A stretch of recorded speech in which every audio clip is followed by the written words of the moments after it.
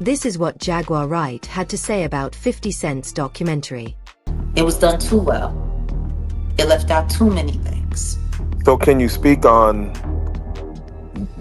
Curtis Jackson? 50 Cent said that this is the first one. I'm sure.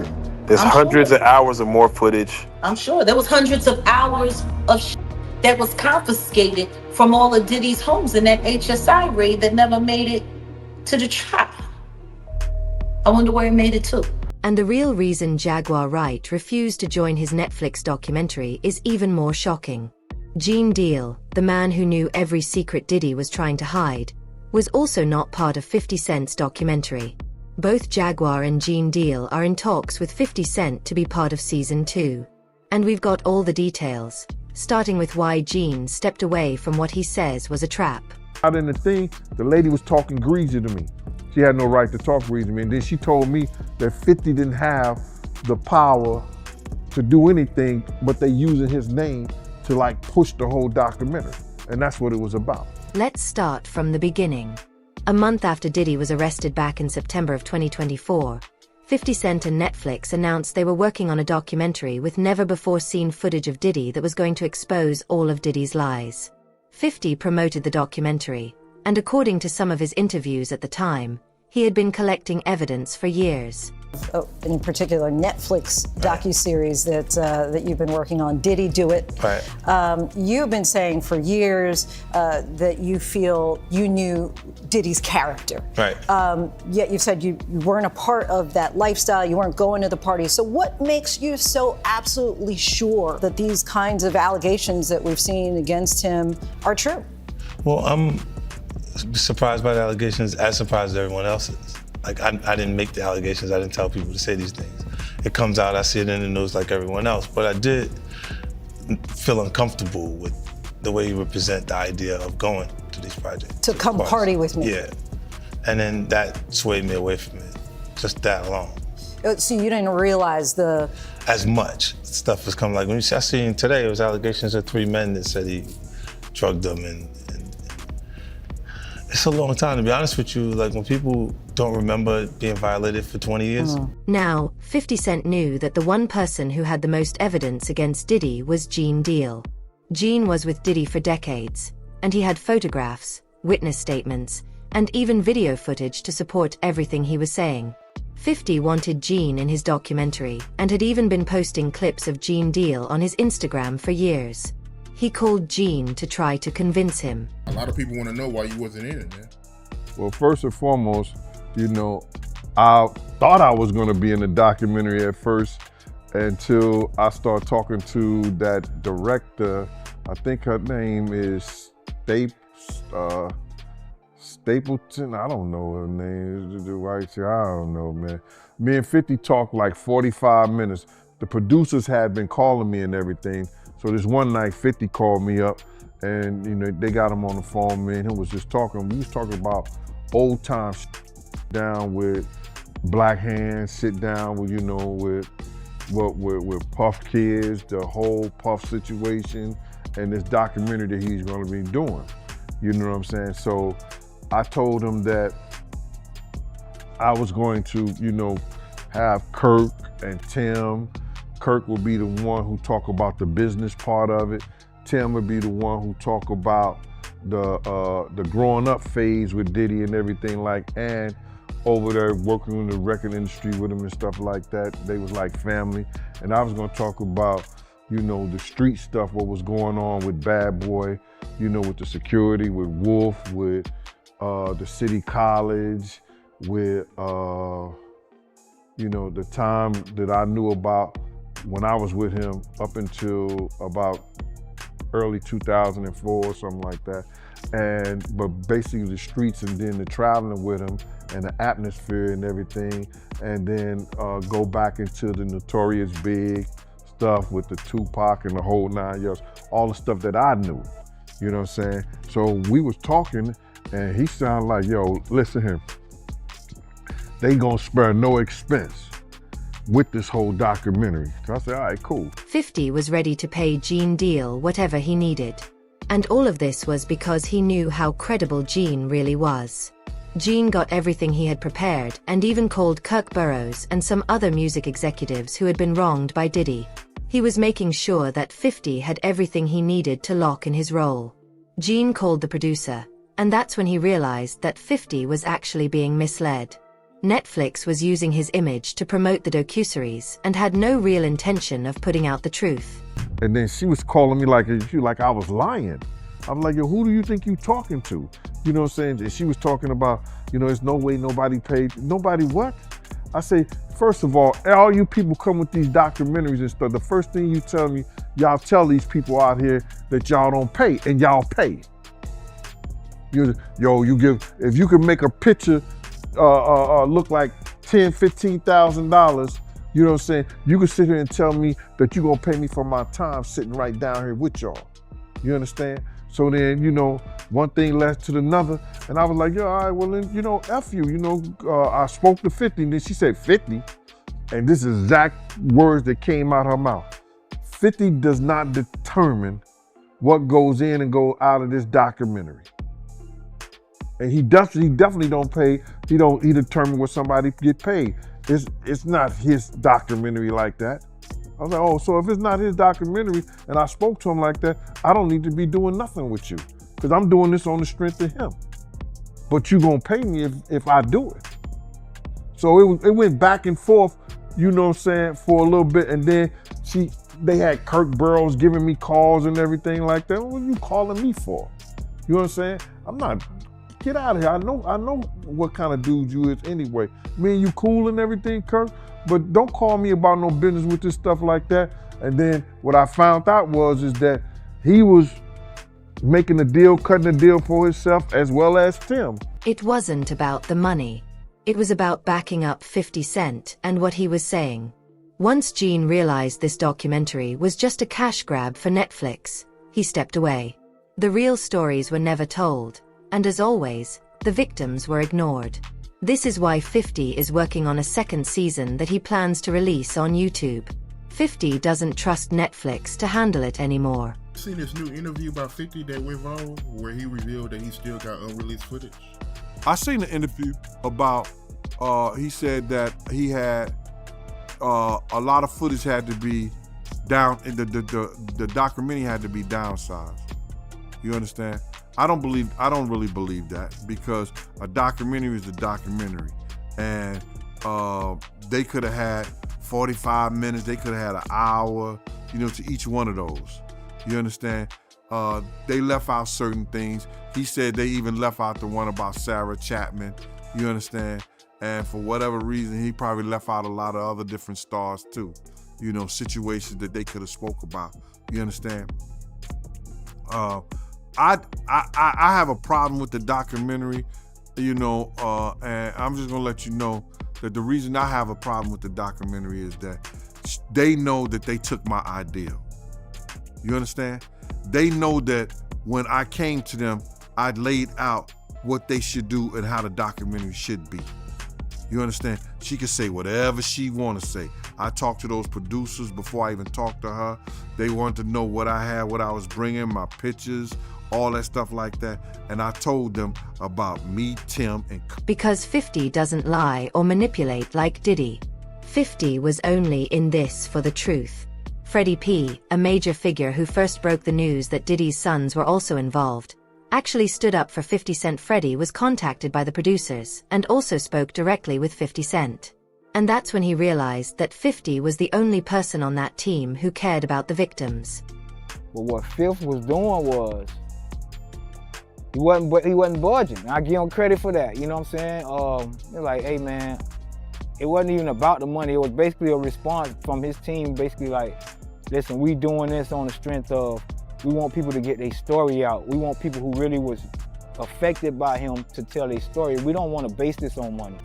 If we base this on money, then it kind of sucks down, you know what? So a lot of people, when you see them telling their stories on that DVD, that's why I give the authentication of it. Is so he made sure that you was only here to, if you want to tell it, tell it. I ain't trying to put nothing in your pocket. I ain't trying to incite you or coerce you to tell nothing against this man that didn't happen. If you gonna tell it, tell it. If you got something to say and you really want the world to hear it, say it. I'm not finna pay you extra to do it. And I gave them respect for that. And basically, they were basically like, man, this not money motivated. You know, we're not moving numbers around just so people can come talk. And as for Jaguar Wright, she believes the documentary is filled with lies. She refused to be part of whatever Netflix was producing because she knew industry executives would never release anything that could damage them. Once Jaguar actually watched the documentary, all her fears were confirmed. Diddy's criminal friends were never mentioned once. Clive Davis, Jay-Z, Oprah, none of these names came up. The story isn't over, I agree. Like, that's the thing. The story's not even being told. Because in order to tell the actual whole story, you would have to include everyone that is involved. But no, this is about saving the industry and blaming it all on Diddy. Saving the industry and blaming it all on Diddy. Okay, Diddy's going to jail. He's going to do his time. I don't know what that appeal is looking like right now. Because see, the one thing that all of this documentary shit is doing is definitely fucking up his possibility for an appeal to get out early. Especially with the judge and them and the appeal board having to look at the footage of him sitting there with Mark Agnifilo, pretty much working on how to fix the trial. And for him to be watching the feds watching him. Yeah, filming the feds. Watch. Filming. At this point, Diddy is just a scapegoat for the rest of the industry. They're blaming him for everything while trying to act like they weren't responsible for any of it. The documentary didn't address any of this, and it never asked the most important question of all. If Diddy was being investigated under RICO, where were his co-conspirators? Did what they needed to do in this documentary. The whole objective of this documentary was to blame it all on Diddy. The devil made me do it, blame it all on Diddy, and the rest of the industry is nothing like this. Like when Curtis Jackson sat there in his interview with Robin and sat there and said, I did this because I don't want people thinking that the hip hop community is okay with this kind of behavior.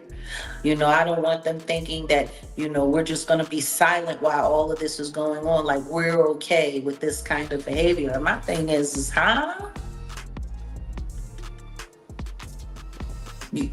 So now you speaking for all of hip hop, and all of hip hop is uncomfortable with this. Meanwhile, you got people like Ja Rule who, on the low key, allegedly, Gene Deal has exposed for having his own nude tryst freak-offs with it. Jaguar believes that if the full list of everyone involved with Diddy ever came out, it would destroy the entertainment industry. How is it possible that Diddy had hundreds of victims throughout his career, but no one around him knew? Do you really expect people to believe that Diddy was doing all of this by himself? The complete and utter truth comes out. 3 things happen. The entertainment industry collapses completely. Millions, possibly billions of advertising dollars don't get made.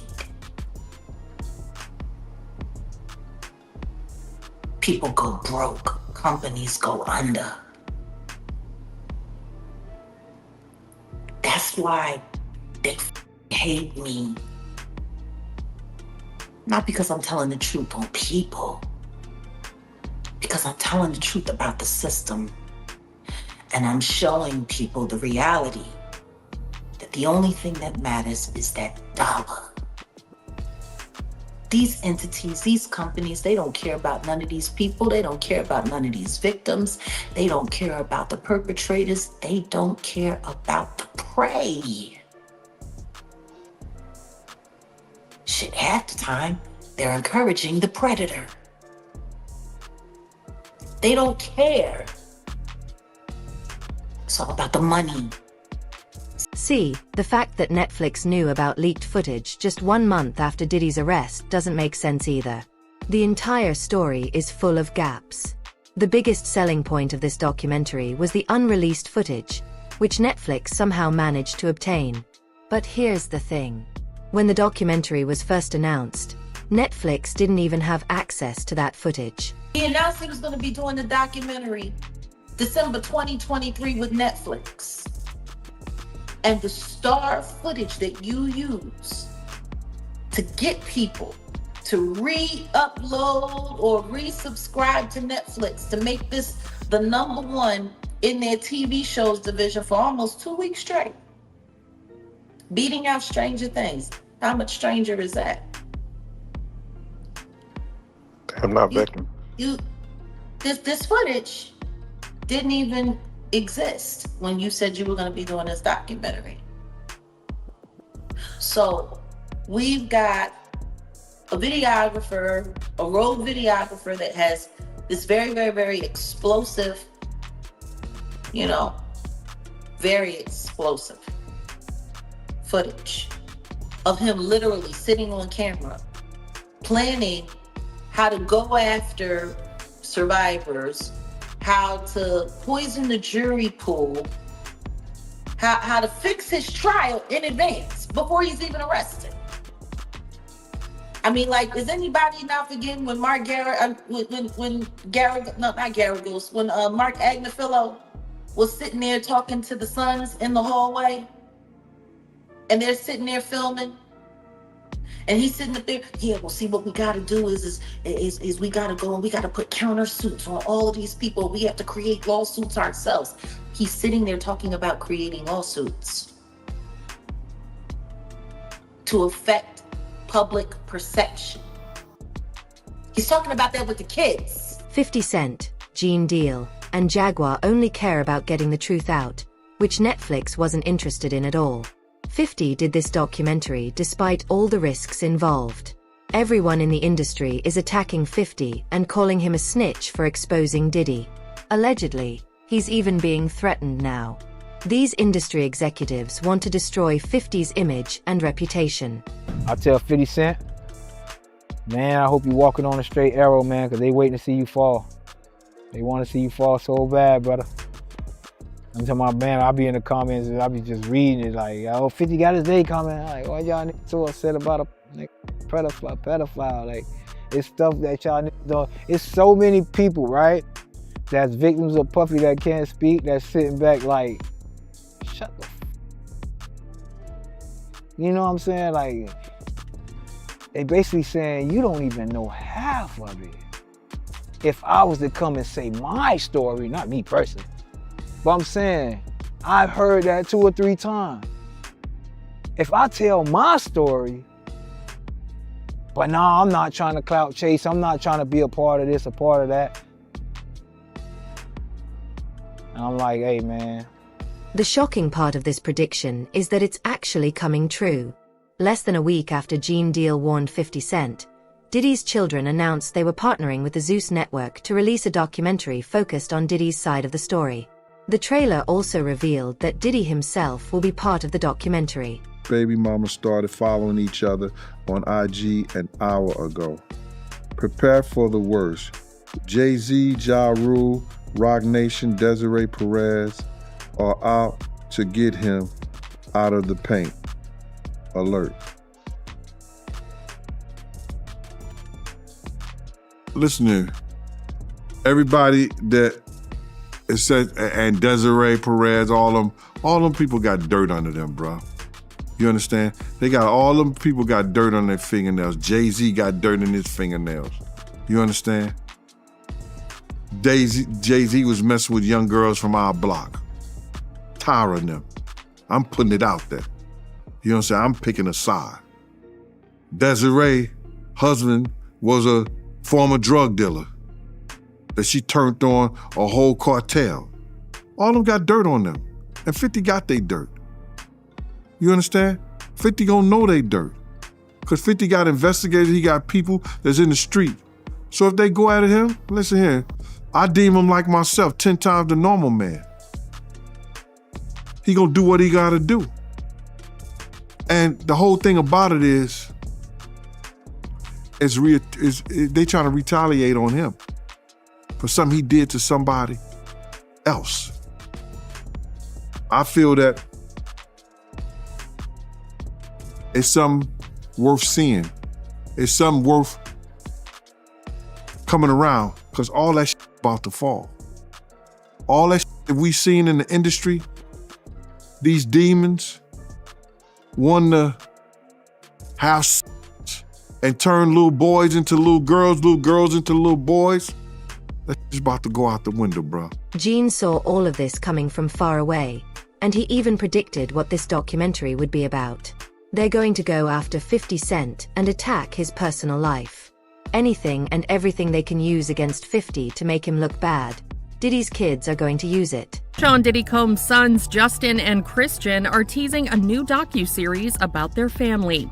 Justin and Christian King Combs appear in a new trailer released December 28th to Instagram by Zeus Network's founder. In the trailer, Justin and Christian sit on a couch in a screening room while a series of headlines about their father cycle on screen. At the end of the trailer, Justin's phone vibrates and he answers a collect call from the Fort Dix Federal Correctional Institute, where Combs is currently behind bars. No release date for the docuseries is given, though the teaser says viewers can expect it at some point in 2026. Combs shares Justin with ex-Misa Hilton and Christian with the late Kim Porter. The rapper is also dad to 34-year-old son Quincy and daughters Chance, 19, twins Delilah and Jesse, also 19, and Love, who is 3 years old. Combs was transferred to Fort Dix from the Metropolitan Detention Center in New York in late October after he was sentenced to 50 months in prison on prostitution-related convictions. Zeus Network has a new Diddy documentary coming out, and this time it is coming from the perspective of Diddy and his sons. All the time I thought we were about to leave Diddy in 2025. Well, this documentary is coming in 2026. And a lot of people, just like myself, are already not feeling this new documentary coming from Diddy's sons. A lot of people aren't happy about it and actually shocked that the owner of Zeus Network, Lemmy, is doing this Diddy documentary. But what a lot of people fail to forget is Lemmy and Diddy have been friends for quite some time. Of his children arriving in court for day one of their father's trial in New York, hands gripped in solidarity. Do you still believe your dad's innocent? How did you feel hearing that testimony? You apologize on behalf of your father. Do you believe your father's innocent? Do you still consider your father? Your daddy got 4 years! Your daddy got 4 years for abusing women! That's wrong! You got more! The family, the foes, the joy, the pain, our voice, the loyalty, the betrayal, the lies, the love, the hate, the truth, the lies. And Diddy calling from Fort Dix. This is a prepaid collect call from Federal Correctional Institution, Fort Dix. When they released this trailer last night, there were so many comments to Lemmy and Zeus Network that they did not want to see this. A lot of people feel like this whole new documentary is just a PR narrative once again being pushed by Diddy and his sons to try to clean up his image. And after hearing certain things on 50 Cent's Netflix documentary, we have to go back in time and remember what we were seeing during trial. Even when it came to Diddy's sons, Christian and Justin Combs, they both came on 2 separate occasions to trial wearing a free Sean Combs shirt. The first one to do this was Christian Combs during Jane's testimony, and you're not supposed to wear this stuff in front of a jury to try to sway their opinions. And the judge actually told him he had to leave and take it off. And then literally like a week later, Justin did the same exact thing. It was taken out of the courtroom by the judge. And we already saw the videos in the Netflix doc of Diddy talking to Justin saying he needed to push out certain content to control a narrative. During the trial, there were a lot of things going on that I could see that to me felt like it was just straight PR.